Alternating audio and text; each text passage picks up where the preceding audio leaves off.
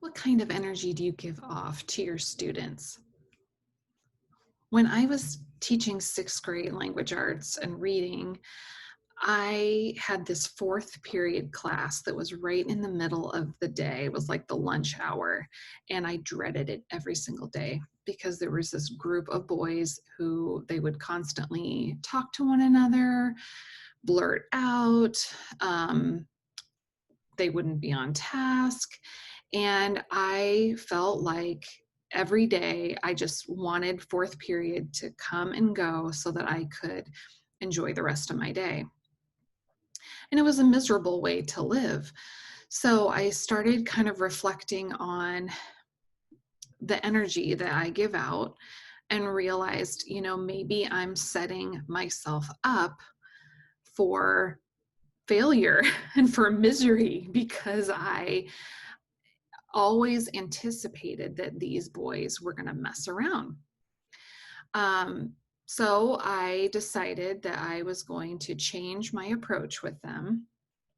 And when they entered the classroom door, I would look in their eyes and really focus on kind of that blank slate, looking for the goodness, and projecting energy that is more supportive to each individual student so that hopefully they would meet my energy and be more productive in the classroom.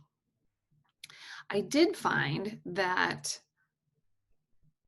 because of those changes, I didn't dread the class as much. My relationships with those students improved. Um, I think if anything, they were a little bit surprised at how I think they could feel that energy change. Um, and I also felt, more positive myself because I wasn't looking for a problem anymore. So I really feel like doing some kind of energy audit with yourself is a wonderful move when thinking about your relationships with your students and the kind of energy that you are giving out to your classroom, whether it's virtual or in person. So I wanted to share with you today the 4 laws of energetic attraction, and these come from Dr. Judith Orloff. And I think that you will find them to be helpful when thinking about the energy that you give and receive with the relationships you have, not only with your students, but other people in your life. So I'm going to refer to my notes here so I get it right. The first law is that we attract who we are. When we think about it, we know, positivity attracts positivity, and the same goes for negativity. When we think about, you might run into some colleagues in the hallway, stop and start chatting. And if the conversation is about things that teachers are not happy about, what tends to happen is we kind of get wrapped up in that, right? And we walk away from that conversation oftentimes feeling that negative energy or holding that negative energy. So it's good to be aware that any conversation can have a positive or a negative or any kind of spectrum along those lines, a feeling. And so just recognizing that you have a role in how that energy changes in a conversation. So you could play a role in maybe changing that negative conversation in the hall to a more positive one by what you say. So another aspect of this, we attract who we are, is also how you think about yourself. Do you focus on your qualities that you'd like to improve? Maybe the ones that you feel are negative, or are you saying negative things about yourself? Or are you recognizing what are the good qualities about yourself and really blowing those up and using those as your go-to when you first meet people and engage with people? Are you bringing those best qualities of yourself front and center? So be thinking about how you present. Do you present with your best foot forward, so to speak, or are you presenting with that with the worry about qualities that you may not have or may feel badly about yourself? So consider that. The second law is that intuition clarifies smart choices. So it's about the vibes that you get from certain people. You know, you've probably engaged with people in conversation and right away you're like, oh my goodness, we jive, right? Others, you definitely know, like, this person and I do not get along. And then other people, it's kind of wishy-washy. You're not really sure.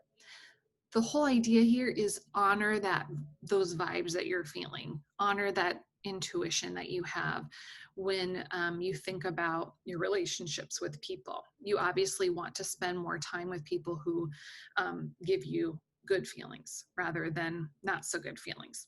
But in the case of our students, they're in our class. We can't change the students who are in our class. So if you have some students who you don't jive with, one thing to do is almost kind of imagine a shield of protection around yourself when you are around those students, and kind of think about like even if it's like a white aura or a positivity aura around yourself, like you're in your own little bubble, so that negativity just bounces right off of you and goes somewhere else, but it's not touching you. That's a little tip on when you really can't not be around those people. The third law that Dr. Judith Orloff has identified is seeing the best in people magnetizes them.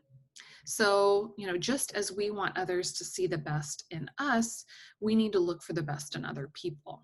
So if you think about when a friend, you might be, you know, having a coffee with a friend or something, and they are sharing their vulnerabilities but they're kind of beating themselves up.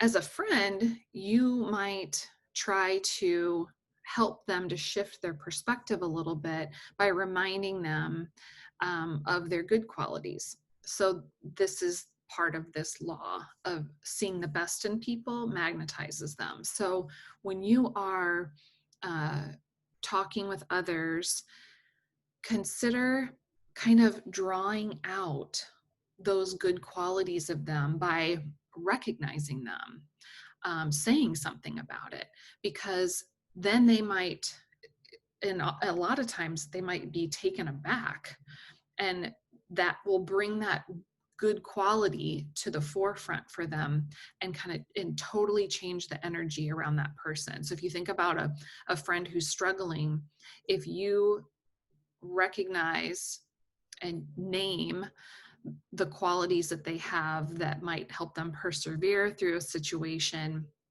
that could potentially shift their energy to thinking about whatever their situation is in a different, more positive light. So that's the law number 3. Law number 4 is soulful giving generates abundance. As we know, giving feels good.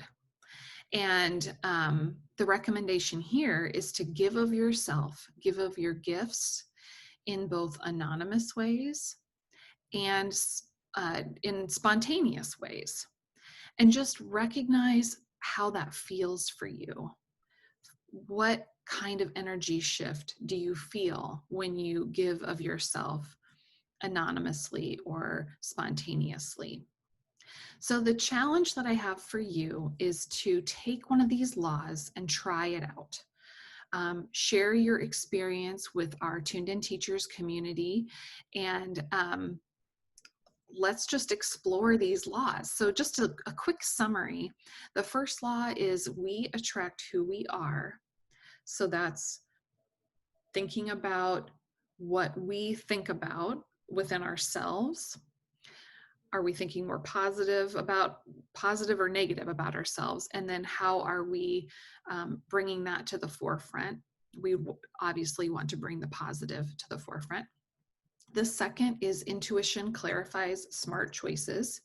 So that is just really tapping into the vibes that you're getting from people and spending more time with those with positive vibes and not as much time, if you can, with those that you get negative vibes from. The third, seeing the best in people magnetizes them. So again, part of this challenge would be naming and recognizing for other people their best qualities and just see what happens.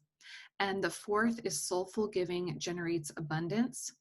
And that's just giving of yourself to the world in ways that don't necessarily toot your own horn.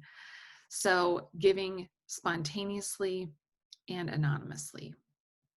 So again, share your experience with even just one of these laws, and let's spread that life-giving energy.